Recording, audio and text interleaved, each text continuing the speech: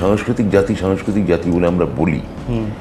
তো এবং সত্যি আমরা রবীন্দ্রনাথের উত্তরাধিকারী, একদম আমরা জীবনানন্দের উত্তরাধিকারী, মানিক বিভূতিভূষণ তারাশঙ্কর উত্তরাধিকারী, সতীনাথের উত্তরাধিকারী। হ্যাঁ, জীবনানন্দ বিষ্ণুদেব, অমিয় চক্রবর্তী থেকে শক্তি চট্টোপাধ্যায়, সুনীল গঙ্গোপাধ্যায় হয়ে আজকের দিনে আমরা জয় গোস্বামী, সুবোধ সরকার, মৃদুল দাশগুপ্ত, প্রসূন বন্দ্যোপাধ্যায়, রণজিৎ দাস, এইসব কবিতা, বা আজকে তো আমি বললাম না,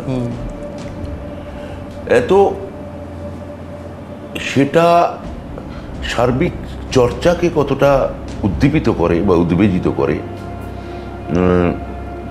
আমার সন্দেহ আছে। কিন্তু আমার ধারণা একই সঙ্গে আমার মনে পড়ে, যখন এগুলো নিয়ে হতাশ লাগে, তখন মনে পড়ে যে রবীন্দ্রনাথ যখন নোবেল পেলেন, তারপর অন্তত 7 জন কৃতি বাঙালি নোবেল কমিটির কাছে তাদের সাহিত্য পাঠিয়েছিলেন যে তাকেও যদি দেওয়া যায়, এই আবেদন জানিয়ে।